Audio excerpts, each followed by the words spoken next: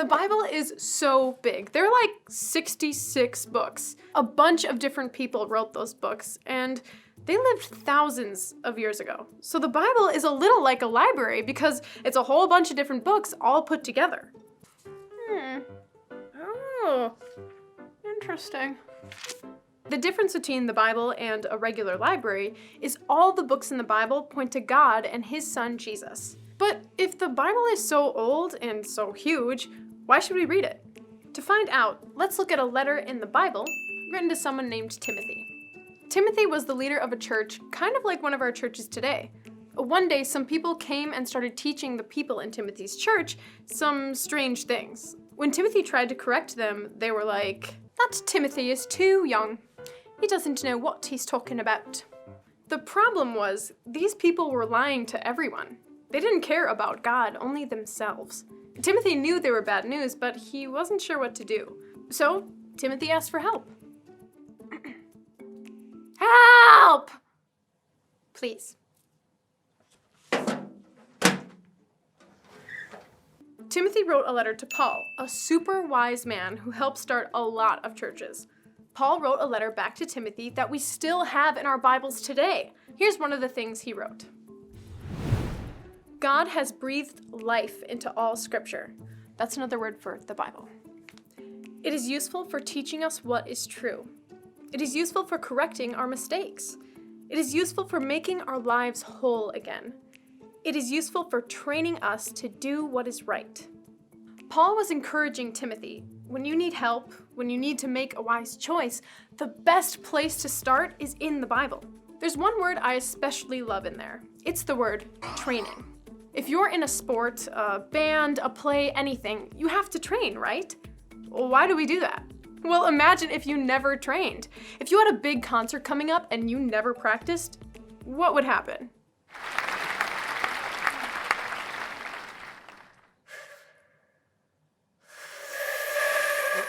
It wouldn't go very well. If you were on a sports team and you never practiced before a game, how are you going to do? Okay, team, we're down 84-3 with 30 seconds left, but you know what? I believe in us. We're gonna do this. Let's get it done. Yeah, you'd probably lose. Training is difficult, but so important. The Bible trains us too. It trains us to do what's right. That's why reading the Bible regularly is so important. You don't wait until the morning of the big game or the performance to train. You train for weeks or months ahead of time.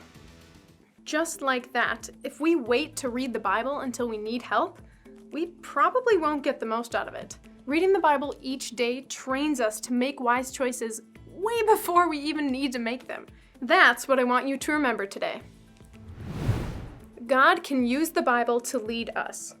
The Bible doesn't give us every answer, but it trains us, gets us ready to live for God no matter what happens. I wonder how Bowie's way of reading the Bible's working out. Let's find out.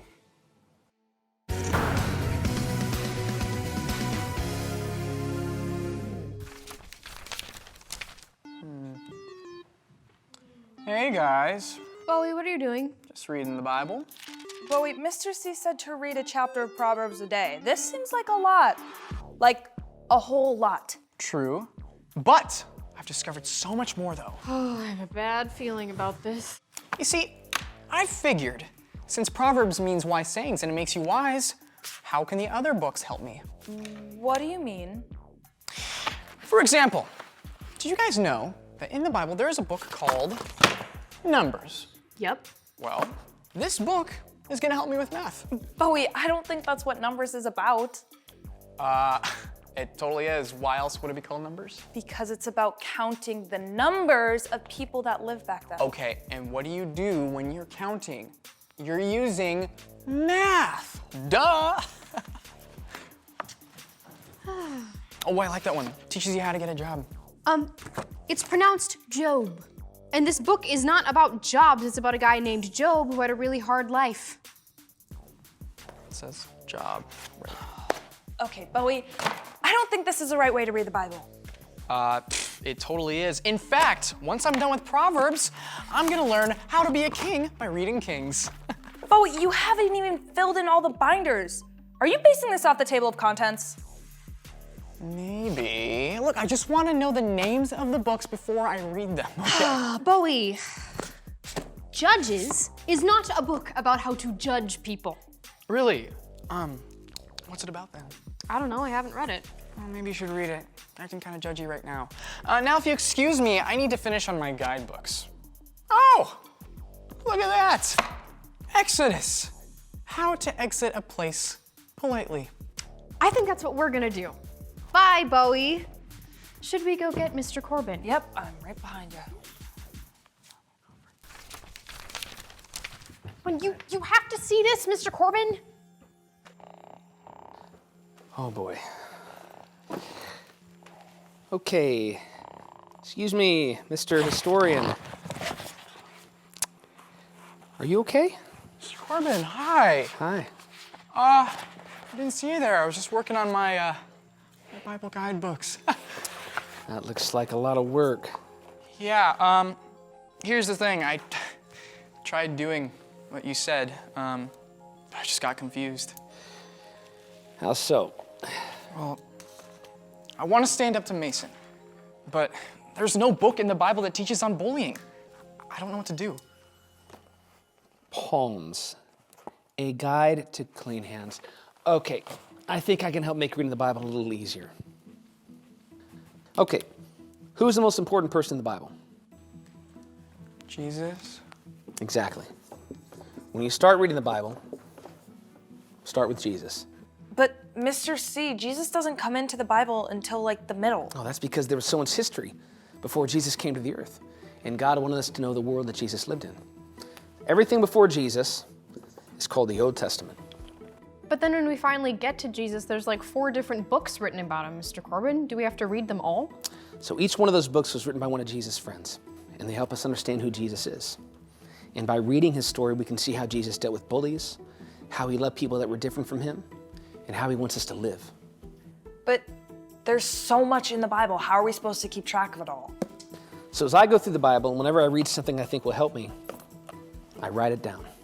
Cool journal, Mr. C. This page is filled with all the things I learned about patience. But Mr. Corbin, how could something that happened so long ago help you now? The people that fill these pages, even though they lived a long time ago, dealt with all the same things you deal with. Really? Yeah. Like there's a story in the Bible of a boy named Joseph. He was picked on by his brothers, treated really badly. Oh, I know this story. And then he became a king and he forgave his brothers.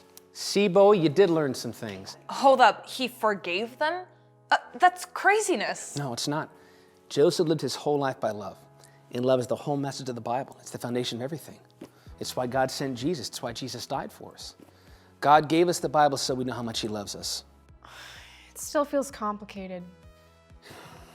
I'll help you, okay? I'll make you each a study guide for reading the Bible. I should have done that a long time ago. Thanks, Mr. Corbin. The first thing you should read is the book of Mark. It's a great start to understanding who Jesus is. Is that what the book of Mark is about? I just really wanted to read it, but I thought it was only for guys named Mark.